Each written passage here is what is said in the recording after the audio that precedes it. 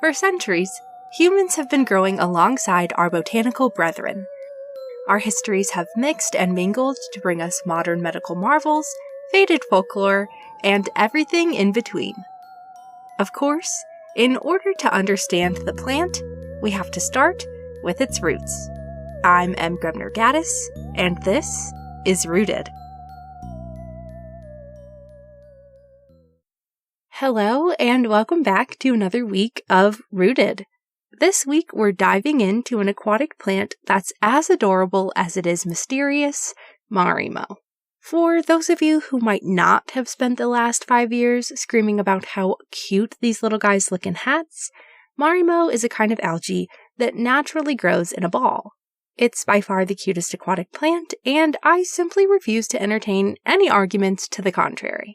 Native to Japan and Northern Europe, these rotund rollers are a rare growth pattern of the Agropila linnae, which is an algae, and they were dubbed lake goblins or torosampe in Hokkaido Anu, but have since been called Marimo after Japanese botanist Takaya Kawakami renamed them in 1898. Their name comes from the Japanese words mari, which is a type of bouncy ball, and mo, the general name for aquatic plants.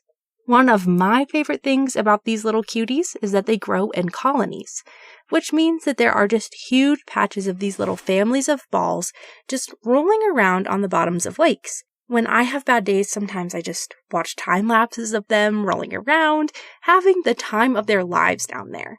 And when I say they're little, it's kind of a lie. These guys can get up to 37 inches, or about 95 centimeters for those of you not using the US measurement system, which is pretty big for what is, in essence, a rolled up clump of algae. And it's not just that. Those bigger guys can be up to 200 years old, which means that we're really just watching a collection of wholesome grandpas wriggling around and having a ball, which is just so precious that it kind of makes me a little emotional. Anyway, if you're not already in love with them, I'm honestly not sure who hurt you, but they do also have a very sweet origin story, so maybe that will help. In a tale as old as time, two star-crossed lovers fell hard for one another, but were seemingly doomed to end up apart. In this particular story, the characters are Sento, the daughter of a highly respected leader, and Manabe, a normal dude who just really liked her. Legend had it that these two basically locked eyes and fell in love, sneaking out to talk under the stars and finding ways to share little tiny trinkets in secret. But one day, they grew tired of hiding and decided to tell her father and ask for his blessing. Of course, it was denied, and the village shunned the couple, refusing to accept their love. Not wanting to live without each other, the two rush to the forest where they stumble upon a lake, and willingly return their spirits to the nature that is believed to live in all human souls, forming the first two Marimo balls.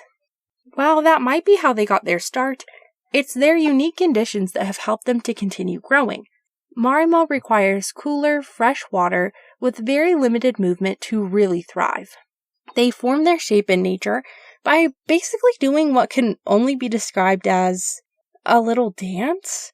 Basically, as they grow, the algae still produces oxygen, but in tiny bubbles that push it around, floating up and then sinking down, all while getting lightly pushed around by the soft movements of their environment. These exact conditions are hard to come by, making them very rare.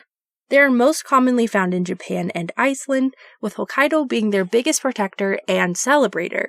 In fact, they actually produce most of the commercially available Marimo balls as a part of their fishing commission, rolling the algae themselves rather than removing the naturally occurring Marimo and breaking up families. They do select some Marimo each year to attend their festival, but as soon as it's over, a town elder rolls them back out into the lake and returns them.